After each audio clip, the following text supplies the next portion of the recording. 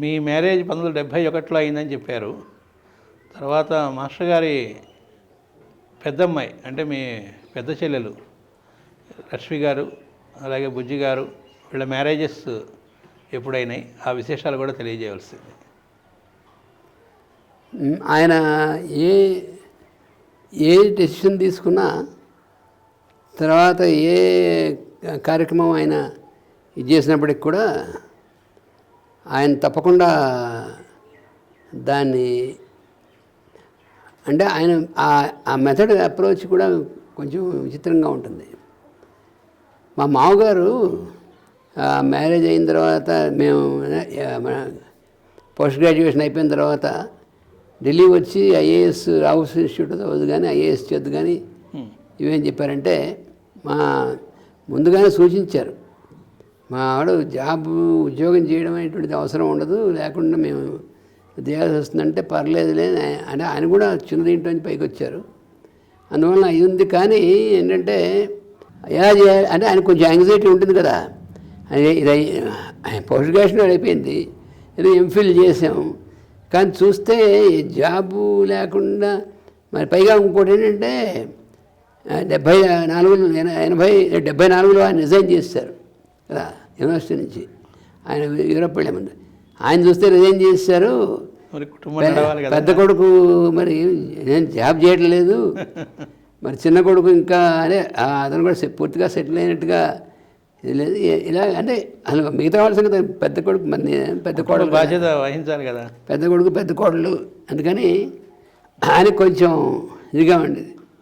ఉంటే సరే మా ఇంకంటే కొంత ధైర్యం ఉంది, కొంత ఇంకా ఇదిగా ఉంది.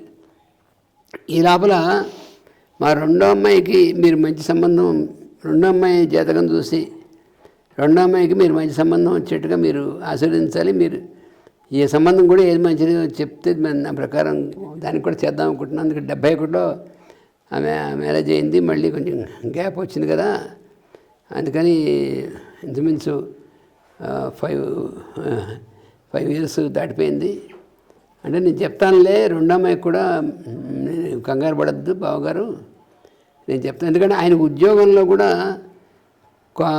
మంచి ఔన్నత్యం వస్తుంది, కానీ అప్పుడు కొంతమంది అవరోధం వచ్చిన ఏమొచ్చినా ఈయన చెప్పిన తర్వాత ఆయనకి ఏ అవరోధం లేకుండా చాలా హైయెస్ట్ దీనికి వచ్చారు. అందుకని ఒక పక్కన ఈ నమ్మకం ఉంది ఆయనకి. అయినప్పటికీ రెండో అమ్మాయికి కూడా మీరే మంచి సంబంధం చూడాలంటే సమయం వచ్చినప్పుడు చూస్తాలే అని చెప్పన్నారు. ఎవరికి ఇండికేషన్స్ అలాంటివి ఏం లేవు. అయితే మా తమ్ముడు హైదరాబాద్ చదివినప్పుడు ఎప్పుడైనా చుట్టం చూపుగా ఇంటికి పెద్ద క్లోజ్గా ఇదేంటో అలాంటిది ఏం లేదు. అయిపోయిన వచ్చేసాడు. మళ్ళీ ఈ వర్క్లో వాడు కూడా జాయిన్ అయ్యాడు. ఆయన అడిగిన తర్వాత సరే చదువు ఎప్పుడు అయిపోయింది బుజ్జిగారిది 74 కబుల్ అయిపోయింది. అప్పటి నుంచి ఆయన మళ్ళీ వచ్చి విశాఖపట్నంలో మాస్టర్ గారి వర్క్లో కంటిన్యూ అవుతున్నారు. మేము ఈ డిస్పెన్సరీ ఇవి చేస్తున్నాం.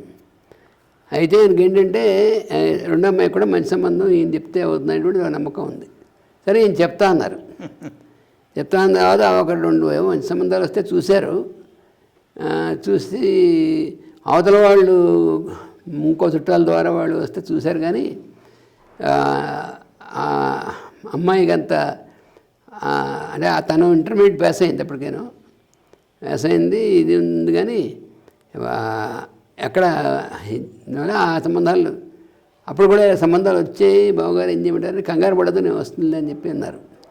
మీ అమ్మాయికి రెండో అమ్మాయికి కూడా మంచి సంబంధం వస్తుంది, మంచి ఇంటికి వెళుతుంది, మంచి సంబంధం వస్తుంది, ఏ ఇబ్బంది లేదు, మంచి ఫ్యామిలీలోకి వెళుతుంది, ఇవన్నీ నేను అష్యూరెన్స్ ఇస్తాను, విధంగా ఆందోళన పడద్దు, నేను చెప్తాను టైం వచ్చినప్పుడు అని చెప్పి మాస్టర్ గారు అష్యూరెన్స్ ఇచ్చారు. అంటే ఇంకా బియ్యం కూడా ఆయన కొంచెం గురుభావంతో కూడా అడిగారు, యశ్వరెన్స్ ఇచ్చారు, నేను చూస్తాను ఏం పర్వాలేదు నువ్వు కంగారు పడదని చెప్పారు. అలాగే ఇచ్చేశారు. సరే ఈయన చెప్తా అన్నారు కదా, ఆయన కూడా కొంత వెయిట్ చేస్తూ ఉన్నారు. అలా ఉన్నప్పుడు ఒకసారి మాస్టర్ గారు ఏం చేశారంటే ఈ లోపల మా చెల్లెలు దానికి సంబంధాలు చూడాల్సిన సమయం వచ్చింది అని చెప్పి దానికి పెళ్లి చేద్దామని చేసి చూస్తున్నారు. ఒకటి రెండు వచ్చాయి, అవి అందులో కారులే అనుకున్నారు. ఇంతలోకి మచిలీపట్నం వాళ్ళ సంబంధం, ఇప్పుడు ఈ సంబంధం వాళ్ళు వచ్చింది. సరే చూశారు, బాగుంది, ఆ ఫ్యామిలీ ఇంత బాగుంది, వీళ్ళిద్దరు ఒకళ్ళకొకళ్ళు ఓకే అనుకున్నారు. అనుకున్న తర్వాత మాస్టర్ గారు ఇవన్నీ చేసి ముహూర్తం పెట్టారు. అది 79.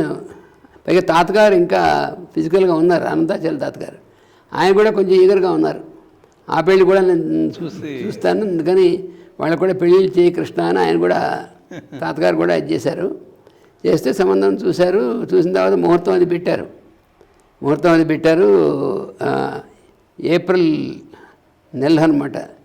79లో ఏప్రిల్లో వివాహం ముహూర్తం పెట్టారు. పెట్టిన తర్వాత ఇంక మేము కార్డ్స్ అవి ప్రింట్ చేయించడం అన్నీ చేసాము. ఇంకా ఆ మరునాడు ఈ కార్డ్స్ పోస్ట్ చేయాలి. మా చెల్లెలు పెళ్ళివి అప్పుడు అందరికీ చుట్టాలకి వాళ్ళకి పని వాళ్ళకి అందరికీ కూడా పోస్ట్ చేయాలి, రెడీగా ఉంచాం. ఆ రోజు రాత్రి ఏం చేశారంటే మాస్టర్ గారు బుజ్జి స్కూటర్ మీద బయటికి చాలా చోట్లకి వెళ్ళారు. ఏవో కేసులు చూశారు, అవి చూశారు. రాత్రి ఇన్స్మిన్స్గా మిడ్ నైట్ ఆ టైంకి ఇంటికి వచ్చారు. ఇంటికి వచ్చి సడన్గా మా అమ్మగారిని పిలిచి, మరి మన అమ్మాయికి పెళ్లి చేస్తున్నాం కదా, దగ్గరలోనే ఉంది, అమ్మాయికి పెళ్లి చేసి పంపించే లోపల మన ఇంటికి రెండో కోడలను కూడా తెచ్చుకుంటే బాగుంటుందని నాకు అనిపించింది. అందుకని నేను ఒక మంచి సంబంధం అనేటువంటిది నాకు స్ఫురించింది. అది చెప్దామని ఇప్పుడు హడావిడిగా ఇంటికి వచ్చేసాను అని నీకు చెప్పిన తర్వాత నువ్వు చేస్తే అప్పుడు మనం వాళ్ళకు కూడా చెప్పచ్చు అన్నట్టుగా చెప్పారు. అదేమిటండి, అమ్మాయి పెళ్ళి వారం రోజుల్లో ఉంది, వీడి పెళ్ళి వారం రోజులు చేయలేం కదా మనం అంటే, అవన్నీ నీకెందుకు చెప్తా నేను అంటే, పోనీ మీరు చెప్పినా ఆడపిల్లి వాళ్ళు రావాలి కదా, ఎంత పైగా పెళ్ళికి బుక్ చేసాం. సింహాచలం ఎక్కడైతే మనం గురు పూజలు చేస్తామో అక్కడే వెన్యూ అది బుక్ చేస్తాం. అన్ని ఏర్పాట్లన్నీ కూడా ముందు చేసాం అనమాట. చేసినప్పుడు ఇది మధ్యలో ఎలా అంటే, అంతా నీకెందుకు, అయితే ఎందుకు ఎవరో చెప్పలేదు, మీరు సంబంధం చూసానంటారు, ఎవరో చెప్తానంటే, ఏమీ లేదు, మన కోడలు చెల్లెలు సింగర్నే వీడి కూడా చేద్దామనేటువంటి నిర్ణయం నాకు మనసులో వచ్చింది. మరి నువ్వు అమ్మగారు ఒక్కసారి ఆశ్చర్యపోయారు. ముందు నుంచి ఎక్స్పెక్ట్ చేయలేదు కదా, మరి నువ్వేమంటావు అన్నారు. నేనేమనేసింటే, మీరు వాడు ఎంచుకోండి, మరి వాడు బుజ్జి మీతోనే ఉన్నాడు కదా, వాడితో వాడు నేను ఎలా చెప్తే అలా చేస్తాడు, దాంతో ఏం లేదు, నువ్వు కూడా అప్రూవ్ చేయాలి. సరే మీరు ఇంకేదంటే అది, నాకు మాత్రం ఇదే ఉంది, అభ్యంతరం ఉంది అంటే, అక్క చెల్లెళ్ళు కదా అని అంటే, అక్క చెల్లెళ్ళు చేయొచ్చు, ఏమవ్వదు, అసలు అలాంటి శంకలు మనకు అక్కర్లేదు.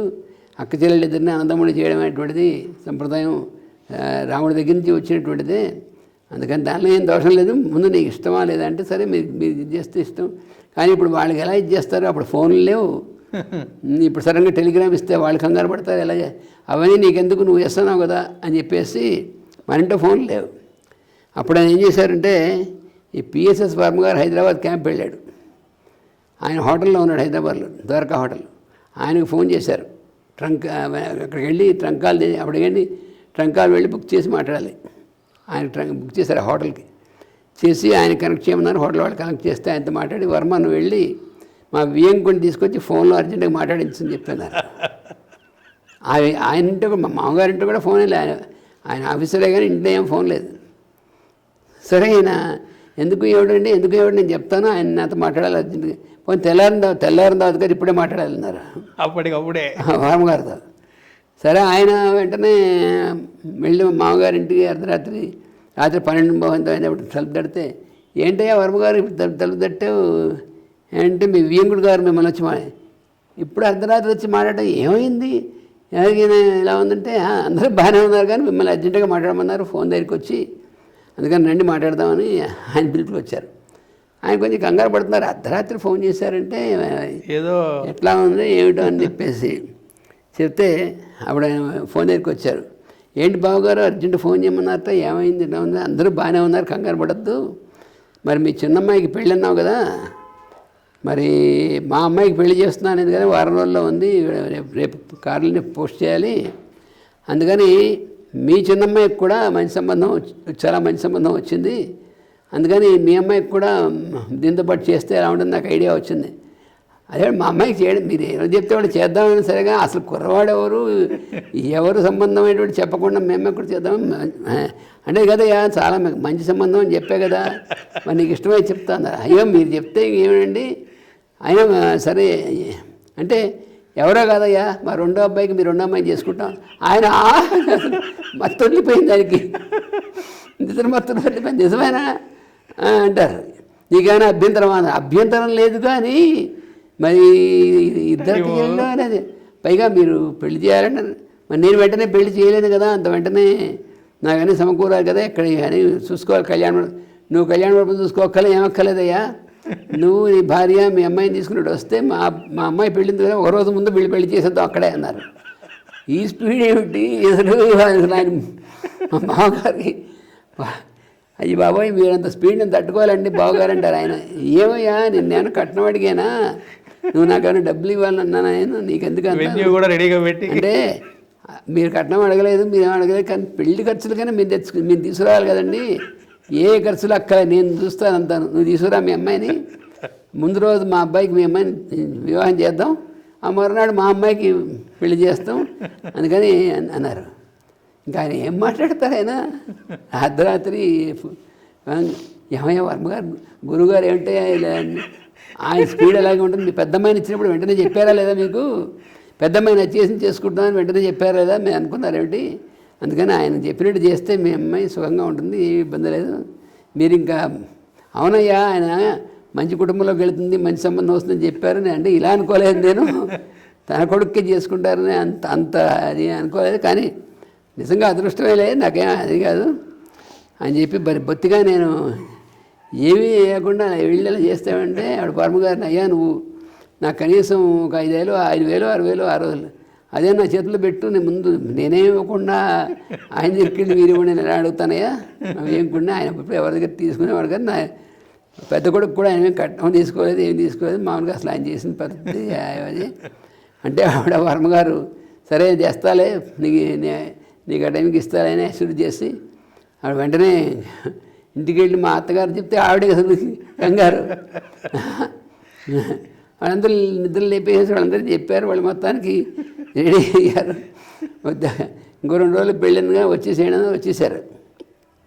వచ్చేసి ఏమిటి బావగారు హడావంటే ఏమయ్యా నీకేమయ్యాము, అంతా రెడీగా ఉంది, వెన్యూ రెడీగా ఉంది, పెళ్ళికి అన్నీ రెడీగా ఉన్నాయి, మా ఇంటి నుంచి అమ్మాయి వెళ్ళే ముందు మా ఇంటికి మీ అమ్మాయిని కోడలుగా తెచ్చుకుందామని సంకల్పం కలిగింది, అంతకంటే ఏం లేదు, అందుకని ఈ ఆడపిల్ల మా ఇంటి నుంచి వెళ్ళే లోపల ఇంకో ఆడపిల్ల మా ఇంటికి వస్తే బాగుంటుంది నాకు అనిపించింది అని ఆయన చెప్తే సరేనండి అని. ఇంకా అప్పుడు మర్నాడు ఈ లక్ష్మీ పోస్ట్ చేయాల్సిన కార్డు ఒకరోజు ఆపి ఈ కార్డు తయారు చేసి ఇది కూడా ప్రింట్ చేయించేసి అర్జెంటుగా మన చేతిలో ప్రెస్ ఉంది కదా హాట్గా 2 కలిపి పోస్ట్ చేశారు అందరికీ.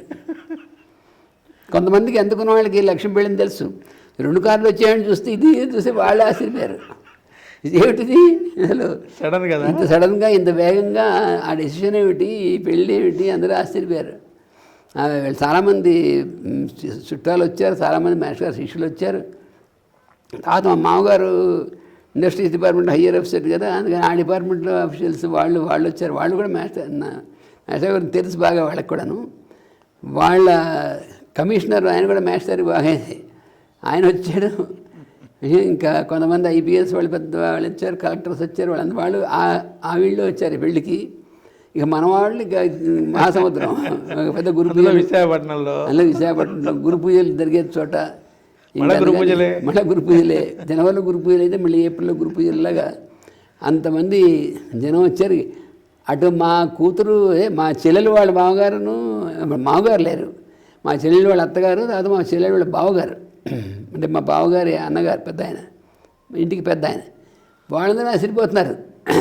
వాళ్ళు మగపెళ్ళి వాళ్ళు మేము ఎంతమంది రావచ్చుంటే మీ ఇష్టం వచ్చిన మంది రండి అని చెప్పారు. వాళ్ళు ఇంత చేస్తూ ఒక 50 మంది 60 మంది వచ్చి ఇక్కడ చూస్తే మహాసముద్రంలో ఉంది, లెక్కలోకి రాదు. వాళ్ళకి అన్నీ వాళ్ళకి కావాల్సిన ఇవన్నీ మర్యాదలు ఇవన్నీ చేశారు. వాళ్ళు కూడా చాలా బాగానే చేశారు. అసలు మామూలుగా వాళ్ళకి ఎక్స్పెక్ట్ చేయరు కదా, ఆడపెళ్ళి వాళ్ళు ఏమిటి, ఈ ఆడవాడు ఏమిటి, పైగా వాళ్ళ అబ్బాయి పెళ్ళి ఏమిటి, ఎవరికి వాళ్ళకి అన్ని వాళ్ళకి రూమ్స్ కూడా అక్కడనే అరేంజ్ చేస్తారు. అంతా గ్రాండ్గా మళ్ళీ గురు పూజల్లాగే, మళ్ళీ గురు పూజల్లో వర్క్ చేసిన వాలంటీర్స్ అందరూ వచ్చేసారు. కొత్త మామూలే. అయితే ఒక తమాషా చేశారు. ఏమిటంటే వాళ్ళు ఆర్థడాక్స్ వైష్ణవ కుటుంబాలు కదా వాళ్ళు, అందుకని మరి వాళ్ళు ఇక్కడ అంతా వైష్ణవం మడి వండేటువంటి వాళ్ళు ఎవళ్ళు ఇలాగ ఇవన్నీ కూడా కొంచెం వాళ్ళ ఆవిడ ఉందిగా, అత్తగారు ఉన్నారు పెద్దది, వాళ్ళ చుట్టాలు పెద్దవాళ్ళు వచ్చారు వాళ్ళు ఉన్నారు. అందుకని మాస్టర్ గారు ముందే ఏం చేశారంటే ఈ ఖరగ్పూర్ కామేశ్వరరావుకి మన వాళ్ళకి ఫుల్గా నామాలు పెట్టేశారు. అది మీరేమో కామేశ్వరరావు, పేరేమో కామేశ్వరరావు. అందుకని కామేశ్వరరావు అని చెప్పొద్దు, నీ పేరేంటంటే అని చెప్పారు. బలానా ఆచార్యులని అడిగి చెప్పని ఫుల్గా నామాలు పెట్టేశారు. సరే, ఆయన ఎలాగో బాగానే కనబడతాడు ఆయన. ఈ మిగతా వాళ్ళకి కూడా అలాగే గుంటూరు కోదండరామ మన రామమాయ గారు వచ్చారు. ఆయన మామూలు వాడు కాదు కదా, ఆయన పిలిచి ఇదిగో నువ్వు కనుక మామూలు మాట్లాడకు, నీకు నామాలు ఫుల్గా పెట్టేస్తాను, నీ పేరు ఏదైనా కోదండ రామాచార్యులు అని చెప్పన్నారు. అలాగే అంతా వైష్ణవం, అంత మొత్తం వైష్ణవం చేస్తారు. అందుకని వాళ్ళ తరఫున వచ్చిన చుట్టాలు వాళ్ళు కూడా డ్యామ్ ప్లీజ్ అనమాట. ఇంక వాళ్ళు ఈ వైష్ణవం అర్థం కాలే, తర్వాత ఇప్పుడు అర్థమైంది, తప్పదు కాలేదు, అయిపోతుంది కదా ఇంకేముంది. అందరూ వీళ్ళందరూ నామాలు పెట్టుకున్నారు. వారి ఎంత మంచి వైష్ణవం. ముందు పెళ్ళి అదే కదా, మా తమ్ముడు పెళ్ళి కదా, అందుకని మా మామగారు వాళ్ళు ఎలాగూ, అందుకని వాళ్ళు వచ్చి అందరిని చూసిన తర్వాత వాళ్ళు చాలా చెప్పారు. మర్నాడు మా చెల్లెలు పెళ్ళి, మా తాతగారు చాలా ఆనందం. మా తాతగారు మామగారు కూడా ఉన్నారు కదా. April 9-10 April 9-10 April 11-12 April 11-12 April 10 మీ చిన్న చెల్లెడు పుట్టినరోజు. 11-12 ఏప్రిల్ 11-12 అది 11 నాడు బుజ్జి పెళ్ళాను, 12 నాడు వాళ్ళ పెళ్ళి అనమాట. అలాగా చాలా అసలు ఆయన సంకల్పం, ఆయన చేసే విధానం ఎవరికి అంతుపట్టదు. చాలా దివ్యంగా వచ్చిన వాళ్ళందరూ కూడా, అటు అఫీషియల్స్గా ఆయన తరఫున వచ్చిన వాళ్ళు, ఇటు వీళ్ళు వచ్చిన వాళ్ళు అందరూ కూడా చాలా, అందరూ ఆయన స్వయంగా ఆయనేమో వాళ్ళందరికీ కూడా మరి ఆడపిల్ల తండ్రికి పెళ్లి చేసేప్పుడు మర్యాదలు చేస్తే మమ్మీ అంటే వాళ్ళు పరిచయం కొత్తగానే అయింది, కానీ వాళ్ళు కూడా అది చేశారు. ఆ తర్వాత మచిలీపట్నంలో క్లాసులు పెట్టినప్పుడు, మచిలీపట్నం మా నాన్నగారు వెళ్ళినప్పుడు వాళ్ళ ఇంటికి నెట్టు పెట్టుకున్నారు. ఇన్ని వాళ్ళ ఇంటి మేడ మీద నుంచి మీరు ఇక్కడే ఉండండి, మా ఇంట్లోనే ఉండండి, మీకు నా కోసం ఎవరెవరు వస్తుండే, మీకోసం ఎవరు వస్తే వాళ్ళు మా ఇంటికి వస్తే మాకు చాలా సంతోషం వాళ్ళు పాపం. అలాగే ఈ మన ఆడపిల్ల తరఫున అయినా ఇలా ఏం లేదు, వాళ్ళు కూడా గురువుగారిలాగే అంత మర్యాదతో వాళ్ళతో ఇది చేసి బాగా మచిలీపట్నంలో అక్కడే ఉండేవారు. మాస్టర్ క్లాసులు చెప్పినప్పుడు కూడా వాళ్ళ ఇంట్లోనే ఉండేవారు. వాళ్ళ ఇంట్లో ఉండి అక్కడి నుంచి క్లాసులకు వచ్చి చెప్పేవారు అన్నమాట. మరి దగ్గరలోనే అక్కడ ఉండేవాళ్ళు అన్నమాట. అందుకని ఆ రకంగాను అసలు అంటే వాళ్ళు కూడా ట్రాన్స్ఫార్మ్ అయ్యారు. ట్రాన్స్ఫార్మ్ అయ్యి వాళ్ళు కూడా వాళ్ళ కుటుంబానికి సంబంధించినటువంటి సలహాలు అవి కూడా ఈయన్ని అడగడం. తర్వాత మచిలీపట్నంలో కూడా మరి ఈయన గురువుగారుగా చూసేటువంటి వాళ్ళు చాలామంది అక్కడ ఉన్నారు కదా, వాళ్ళందరూ ఆ సర్కిల్ అందరూ వాళ్ళకే తెలుసు. అందుకని చాలా వాళ్ళు మంచి దీనిగానే ఆనందంగా ఉన్నారు, చేశారు. అదే మా బావగారు విశాఖపట్నంలో ఉండి ఇక్కడ ఎండి చేశారు. ఆయన విశాఖపట్నంలో ఎంబీబీఎస్ అయిన తర్వాత ఎండి కూడా అక్కడ మెడికల్ కాలేజీలో చేశారు. తర్వాత మచిలీపట్నం వెళ్ళి కొన్నాళ్ళు అక్కడ మచిలీపట్నంలో డాక్టర్గా, అక్కడ ఉన్నటువంటి పెద్ద డాక్టర్స్ వాళ్ళ దగ్గర కొంత వర్క్ చేశారు, అక్కడ డాక్టర్గా ఉన్నారు. ఎంత కథ నడిచింది. అయితే అంటే మామగారు హోమియోపతి మందులు ఇస్తుంటారు అనేటువంటి కొంత అంటే హోమియోపతి మెడిసిన్ అని ఒక ఇది ఉండేది. కానీ ఏదో మరి ఆయన ప్రభావం ఏదో ఉంది అంతవరకే తప్ప, డాక్టర్ అంటే ఆయన యాక్చువల్గా ఆయన తెలుగు మాస్టర్ గారు కదా, డాక్టర్ అనేటువంటిది అంటే ఆయనకి పాపం కొంచెం ఇదిగా ఉండేది. కానీ ఆ డాక్టర్స్ కొంతమంది ఆయన దగ్గరికి వచ్చేవారు కదా, చూస్తూ ఉండేవాడు. ఆ తర్వాత ఆయనకి రామకోటి తాతగారు ఆయనకి బాగా క్లియరెన్స్ ఇచ్చారు. ఎందుకంటే కొన్ని సందర్భాల్లో ఆ పేషెంట్ని చూసే విధానం నువ్వు కూడా వచ్చి మామగారి పక్కన చూస్తూ ఉండవయ్యా నువ్వు, ఆ పేషెంట్ని చూస్తారు, మరి నువ్వు అనుకుంటున్నావు మామగారు హోమియోపతి డాక్టర్ని, అప్పుడు నీకు తెలుస్తుంది ఆయన అసలు అంటే ఏమిటంటే నీకు తెలుస్తుంది, మామగారు అనుకోకుండా నువ్వు కూర్చొని పక్కన చూస్తూ ఉండని చెప్తే ఒకసారి ఆ పేషెంట్ వస్తుంటే అంత దూరం నుంచి చూసి ఆ లివర్లో బలాంతో ఇలా ఉందంటే అదేంటి వాళ్ళు ఎక్స్రే కూడా చూడకుండా మామగారు ఇట్లా చెప్తారని ఫస్ట్ టైం రావడం కూడా ఫస్ట్ టైము.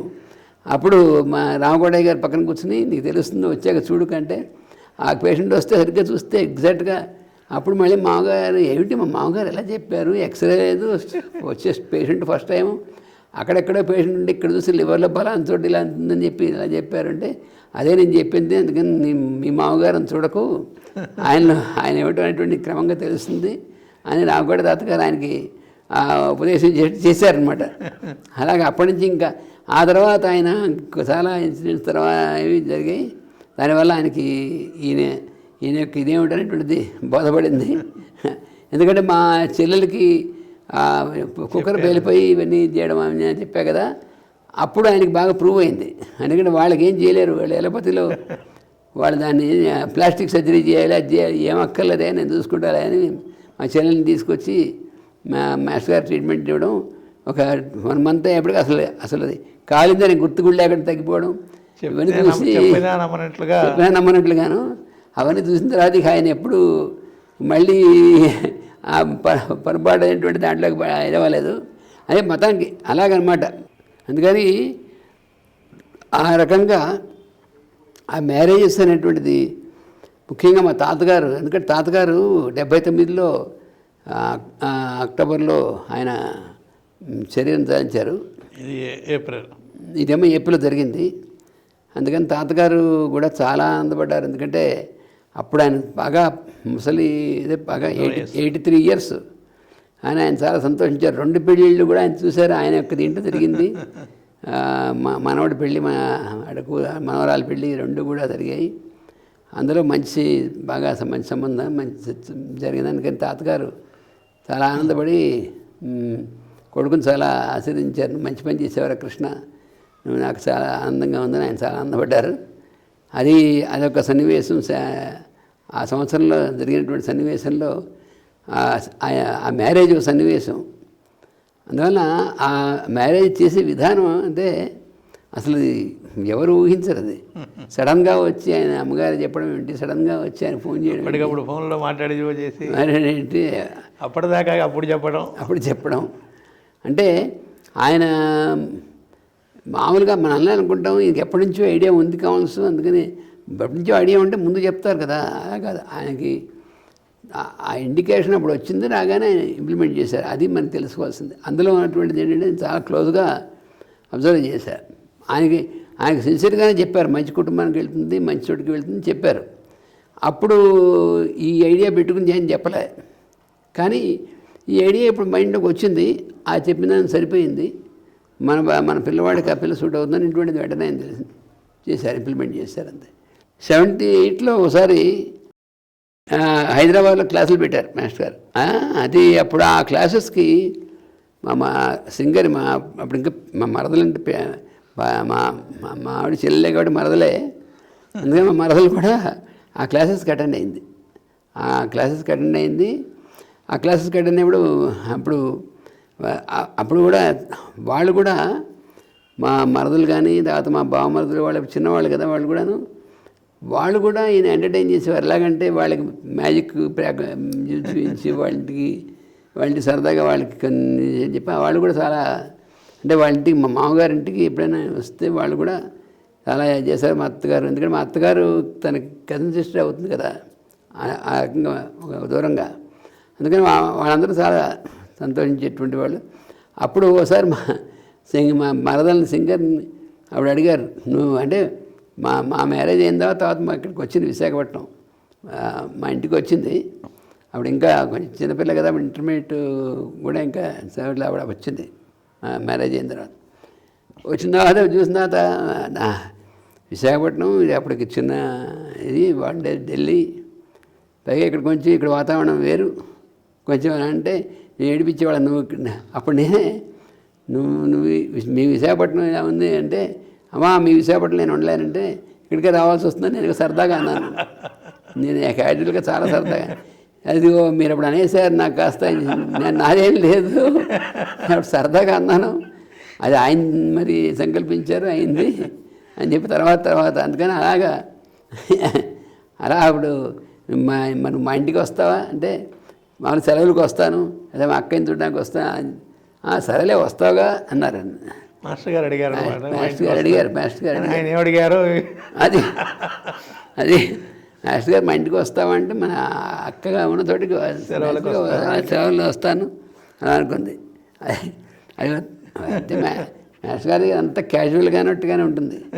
ఆయన ఏవి కూడా వాక్ అమోఘం కదా, ఆయన వాక్ క్యాజువల్గా మాట్లాడినటువంటిది జరుగుతుంది అంతే. అదేదో వాళ్ళు అన్న తర్వాత జరుగుతుంది, ముందే వాళ్ళు వాక్కుండని చెప్తారు సరే, శ్రీనాంపురం రాజ్యానం అర్థం ధావతే అని, అది ఆయనే ఎగ్జాంపుల్ దానికి. ఆయన చెప్పినప్పుడు ఉత్తరాంచరిత్ర చెప్పినప్పుడు దాని గురించి బాగా స్ట్రెస్ చేసి ఆ ఋషుల గురించి వాటి గురించి చెప్పారు, ఆయనే ఎగ్జాంపుల్ దానికి. అందుకని అలాగా అది అలా జరిగింది, అలా పూర్తయింది. అందుకని అదేంటంటే ఆ మ్యారేజ్ అనేటువంటిది ఒక యూనిక్, అందరూ ఎవరూ మర్చిపోలేనటువంటిది. వచ్చిన వాళ్ళందరూ ఇలాంటి మ్యారేజ్ ఇంత ఇలాగ జరగడం, పైగా ఎలా పడితే అలా జరిగినటువంటిది కదా, అంత శాస్త్రీయంగాను, అంత పర్ఫెక్ట్గాను, అంత అందరినీ ప్లీజింగ్గాను అలా చేయడం అంటే మరి ఆయన గురువుగారు అయ్యండి. చాలామంది అనుకుంటారు ఆయన గురువుగారు కాబట్టి ఆయన ఎలా చేసినా ఇంకెవరు మాట్లాడడం వీలేదు అనేటువంటి ఇంప్రెషన్లో ఉంటారు. అలా కాదు, ఆయన తన ఆడపిల్ల తండ్రిగానే ఆయన చేశారు. మరి కన్యాదానం చేస్తున్నాం మనం అని అంత అంటే హ్యూమిలిటీ అనేటువంటిది కూడా ఆయన మరి ఉంది కదా. అందుకని దాన్ని ఎప్పుడు ఆయన తింటే కృష్ణుడే మళ్ళా అనేటువంటిది అలా ఉంటుందన్నమాట ఆయన యొక్క ఇదంతా కూడా. అందుకని ఆ మ్యారేజ్ ఘట్టం అనేటువంటిది అది ఎప్పటికీ చిరస్మరణీయమైనటువంటి ఘట్టం. ఆయన ఏ పని చేసినా అంతే, అది ఒక లోకోత్తరమైనటువంటి విధంగా ఉంటుంది అనేటువంటిది మనకు ఖచ్చితంగా చెప్పుకోవాల్సింది. అందుకని మనం ఆ ఘట్టం అనేటువంటిది తర్వాత 79లో తాతగారు శరీరం వదిలేసేటువంటి ఘట్టం కూడా యూనికే. ఎందుకంటే అది ఇంతకుముందు ఒకసారి మనం చేశాను, అది కూడా అంతే. అనంతాచల వారి అది కూడా కార్తీక మాసంలో చేసినటువంటిది. అందువలన అలా ఏదైనా సరే అంటే తండ్రి గారి యొక్క డిపార్చర్ కూడా అంత ఇది ఆయనకి ఏ పరిస్థితినైనా అందుకనే కృష్ణతత్వం అని చెప్పేది ఆయనలో. ఏ రకమైనటువంటిది వచ్చినా కూడా దానికి తగినటువంటి విధంగా దాన్ని సీక్రెట్గా దాన్ని పయస్సుగా జరిగేటువంటిది, ఎవరికి ఏ రకమైనటువంటి ఇది లేకుండా ఉంటుందన్నమాట. అదే ఆయన చేసేటువంటిది.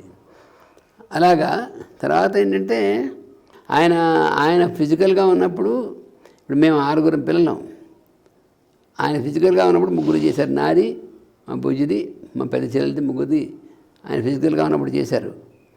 ఆయన బాడీ వదిలేసిన తర్వాత మరి మిగతా 3 మరి చేసామంటే మేం చేసామంటే అర్థం ఆయన సంకల్పం, ఆయన యొక్క ఇది చేశారు. మరి అందువల్ల అమ్మగారు పక్కన అమ్మగారు చేశారు. అందుకని ఎలా చేస్తాం మేమేం భయపడలేదు, ఎందుకంటే ఆయనే చేయించేదని.